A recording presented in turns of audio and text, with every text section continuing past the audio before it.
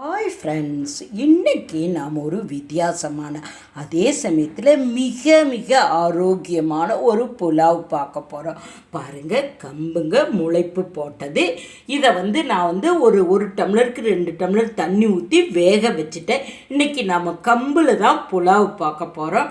நாம் ரைஸில் செய்கிற மாதிரி டைரெக்டாக தாளிக்க முடியாது. சில டைம் வெந்துடும், சில டைம் வேகாது இருக்கும். அதனால் இது ஒரு டம்ளருக்கு 2 டம்ளர் தண்ணி ஊற்றி நான் வெந்து எடுத்து வச்சுட்டேன். அது அப்படி தண்ணி அதிகமாக இருந்தால் கூட நம்ம வடிச்சிடலாம். வேகலினா கொஞ்சம் தண்ணி ஊற்றி பார்த்துட்டு நாம் பேனில் தாளிச்சிக்கலாம். மீதி எல்லாம் வழக்கம் போல தாங்க. ஒரு வெங்காயம் அரிஞ்சு வச்சுருக்கேன், ஒரு குடமிளகாய், கேரட், பீன்ஸு, பட்டாணி வேக வச்சுட்டேன், புதினா, கொஞ்சம் காரத்துக்கு பச்சை மிளகாய். இதில் தாளிதம் பண்ண ஏலக்காய், ஒரு பட்டை, 2 கிராம்பு, இலை எடுத்து வச்சுருக்கிறேன். இதில் நம்ம மசாலா ஸ்பைஸுன்னு பார்த்தா இதுதான். காரத்துக்கு பச்சை மிளகாய் தான்.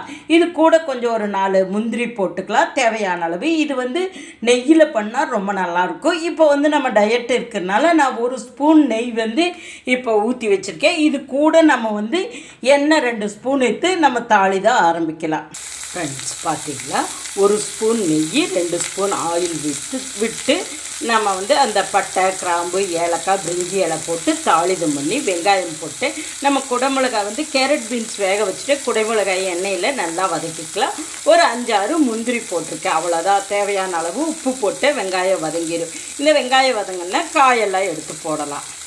இப்போ பார்த்தீங்களா, நம்ம வெந்த கேரட்டு, பீன்ஸு, பட்டாணி போட்டு அந்த குடைமிளகாயும் நல்லா வெந்துருச்சு. இப்போ நான் தேவையான அளவுக்கு உப்பு போட்டு இன்னும் 2 நிமிஷம் நல்லா உப்பு காரம் ஏறிட்டுன்னு நம்ம வதக்கிட்டு நம்ம வெந்த கம்பை எடுத்து போடலாம்.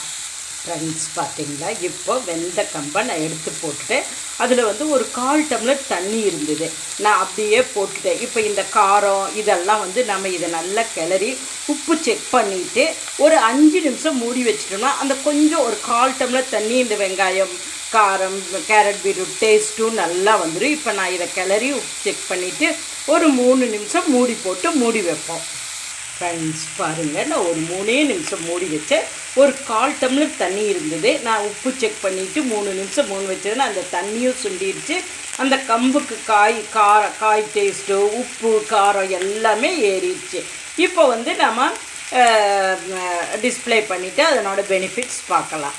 ஃப்ரெண்ட்ஸ், பாருங்கள், எவ்வளோ அழகாக நம்மளோட க்ளோஸ்அப்பில் காட்டுறேன் பாருங்கள். உங்களுக்கு முளைப்பு வரைக்கும் நல்லா தெரியும். நல்லா கம்பு வெந்துருச்சு. நான் 1 டம்ளர் கம்புக்கு 2 டம்ளர் தண்ணி ஊற்றினேன், நல்லா வெந்துருச்சு. ஆனால் கொஞ்சம் ஒரு 1/4 டம்ளர் தண்ணி இருந்தது, அதை கடைசியாக இதில் ஊற்றி அந்த காய் காரமும் ஏற்றுக்குச்சு. இப்போ கம்போட பெனிஃபிட்ஸ் பார்க்கலாம். இது பேர்ல் மில்லட்னு சொல்கிறது. இதனோட பூர்வீகம் ஆப்பிரிக்கா. ஆனால் நம்ம சங்கத்தமிழ்லேயே கம்பை பயன்படுத்தி தான் நிறைய பாடல்கள் இருக்குது. இது குளூட்டன் ஃப்ரீ. இதில் golden yellow fatty acid, linoleic ஆசிட்னு இருக்குது. இது எலும்புக்கு, டிப்ரெஷனுக்கு, ஹார்ட்டுக்கு, பி காம்ப்ளெக்ஸ் எல்லாம் நிறையா இருக்குது. அது எல்லாத்துக்கும் நல்லது. மினரல்ஸு, பொட்டாசியம், அதாவது ஒரு 100 கிராம் கம்பு எடுத்துக்கிட்டால் 29% கார்பு, புரோட்டீன் 18% இருக்குது. இதில் கிளைசமிக் இண்டெக்ஸை 50 தான். அதனால் டயபெட்டிக்ஸ் பேஷண்ட்ஸும் வீக்லி ஒன்ஸ் கம்பு தான் ஏதோ ஒரு விதத்தில் எடுத்துக்கலாம். அயன் ரிச்சாக இருக்குது. விட்டமின் இ இருக்குது. ஆன்டி ஏஜிங்னு சொல்கிறது, வயசாகுது தள்ளி போடும். நம்ம முடிக்கு, எலும்புக்கு ஸ்ட்ரென்த்து கொடுக்குது. வெயிட் லாஸ்க்கு நல்லது. இது காரணம் என்னென்னா, ரைஸில் நம்ம அந்த உமி எடுத்துட்டு அதை அடுத்ததே நம்ம சத்து இருக்கும். பாலிஷ் பண்ணுறப்ப அது போயிடும். ஆனால் கம்பில் அதனோட சத்து கம்போட உள்பகுதியில் இருக்கும். மேலே அந்த உமியை எடுத்தாலும் அதனோட சத்து முழுக்க உள்பகுதியில் இருக்கும். அதனால தான் நமக்கு கொஞ்சம் வேகிறதும் டைம் எடுக்கும், ஜீரணமாகிறதும் டைம் எடுக்கும். கம்பு சாப்பிட்டா பசி எடுக்கிறதும் கொஞ்சம் குறைவாக இருக்கும். இதில் கால்சியம், புரோட்டீன், பாஸ்பரஸ், அயன் எல்லாம் இருக்குது. அதை விட 8 மடங்கு, நம்ம அரிசியை விட 8 மடங்கு புரோட்டீன் அதிகமாக இருக்குது. நீங்கள் நினச்சி பாருங்கள் எவ்வளோ நல்ல விஷயம்னு. அதே மாதிரி இதில் fibre, carb, iron, magnesium, thiamine, niacin, zinc, phosphorus எல்லாமே இருக்குது. இது வந்து ஹார்ட்டுக்கு நல்லது, கேன்சர் வராமல் தடுக்குது, சர்க்கரைக்காரருக்கு நல்லது. இதை விட இன்னும் என்ன வேணுங்க?